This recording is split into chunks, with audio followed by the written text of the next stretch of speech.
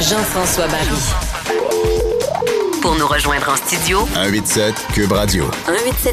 1877-827-2346. Les drôles se font troller. Avec Jean-Denis Scott.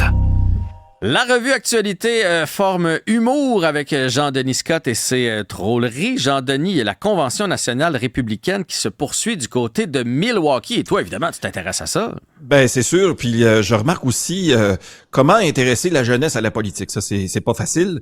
Avoir toutes les têtes blanches sur place, c'était plus Old Milwaukee que Milwaukee. Tout d'abord, lundi, il y a le running mate de Donald Trump qui a été identifié, hein, et c'est Dieu. Et ouais. c'est lui son running mate selon plusieurs. Mais en l'absence de Dieu de celui-ci, c'est J.D. Vance qui a accepté le prix en son nom. J.D. Vance qui sera maintenant en fait la deuxième plus grosse chose à passer son temps collé sur Trump après son immense bandage à l'oreille.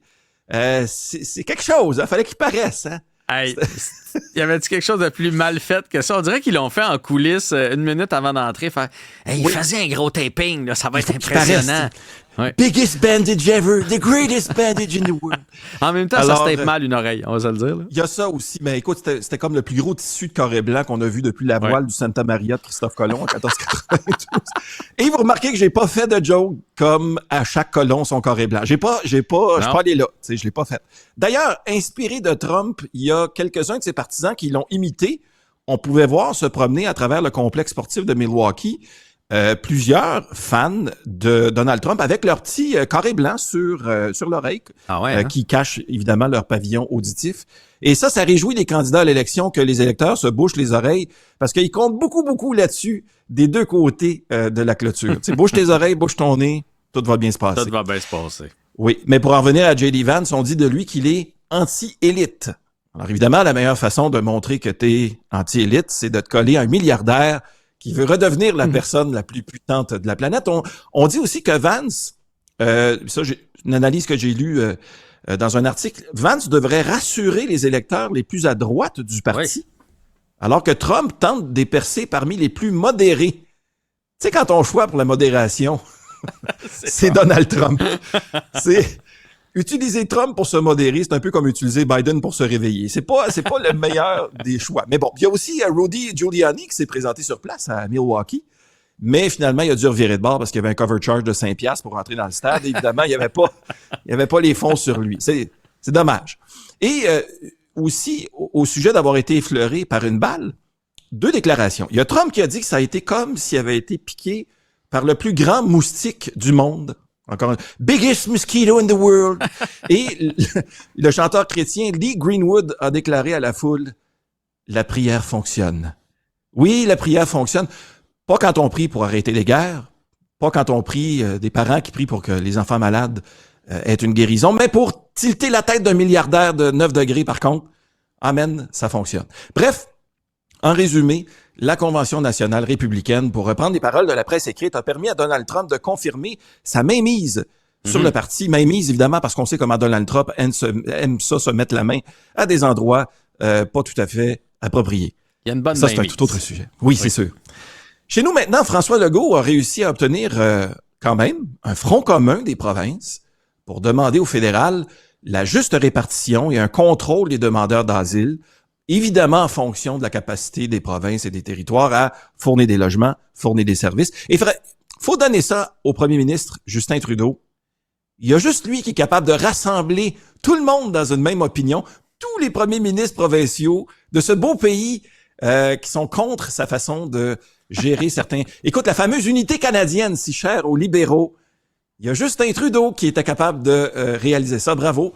Voilà. C'est typiquement libéral, quand même, cette unité canadienne. Bon, faut dire que c'est le gouvernement fédéral qui a la responsabilité, depuis toujours, des réfugiés, des enjeux liés à la citoyenneté et de la réunification familiale. Demander à réagir au fait que Justin Trudeau s'occupe de la réunification familiale, Sophie Grégoire a choisi de ne pas commenter. C'est ce que, en tout cas, pour retourner mes appels. Bon. Quelques nouvelles en rafale seulement, maintenant, Jean-François, si tu veux bien. Des nouvelles d'importance variable, mettons. Le baseball majeur américain a été le théâtre d'un spectacle haut en horreur lundi, alors qu'on a eu la malchance d'entendre ceci avant un concours de coups de circuit. And the On entend les vitres craquer et éclater en arrière. Elle était saoule, finalement, ça a l'air. Écoute, premièrement, je pense que tout le monde va aller se cogner un immense bandage blanc sur chacune de leurs oreilles, c'est ça? Mais, tu l'as dit, elle s'appelle Ingrid Andress. Elle a écrit sur les réseaux sociaux « J'étais saoul ». Bon, écoute, ce qui nous a déplu, c'est pas que toi, t'étais saoul au moment où tu chantais, c'est que nous, non. Ouais, ça aurait aidé. Nous, on était à jeun, malheureusement. Exactement.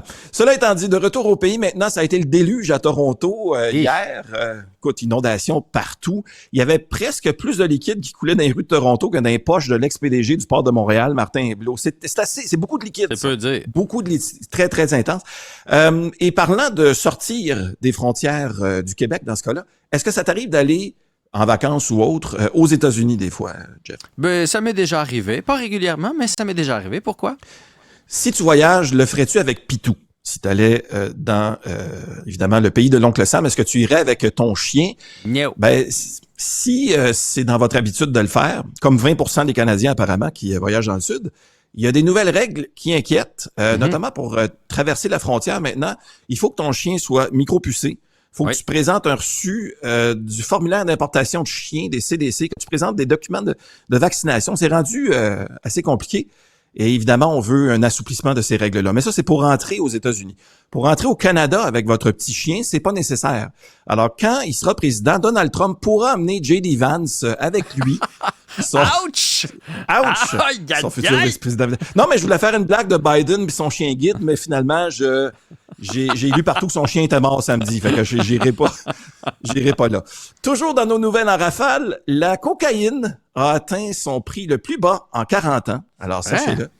Oui, ça a peut-être été aussi aidé par tous ceux qui ont acheté de la cocaïne en ligne pendant le Amazon Crime Day, qui était hier. Alors ça rend ça très, très disponible, évidemment. Le Crime Day ou le Prime Day? Oui, le Amazon Crime. C'était une grosse journée. J'aime ça. Je suis sûr qu'il y aurait beaucoup de succès si on vendait de la cocaïne comme ça en ligne. Livraison chez vous. Et en terminant, chez nous, donc, à Montréal, il y a un regroupement de microbiologistes, OK, qui appelle le REM et son constructeur à contrôler rapidement le niveau d'humidité dans le tunnel Mont-Royal. Parce qu'il y a plusieurs, et beaucoup même, de moisissures qui ont été découvertes la semaine dernière. Puis ça pourrait évidemment mettre en péril la santé de ceux qui travaillent à l'intérieur de ce tunnel-là. Il y a même un des inspecteurs qui a dit que le seul autre endroit souterrain où il y a vu plus de champignons, c'est le monde 1-2 dans Super Mario Bros. Il y en a des champignons, là. Pas mal. Ils sont vraiment magiques là-dedans. Là. Ils font grossir dans le temps de le dire. Ouais. Encore une fois, excellent, merci. Et à vendredi, Jean-Denis. Bye. Bye.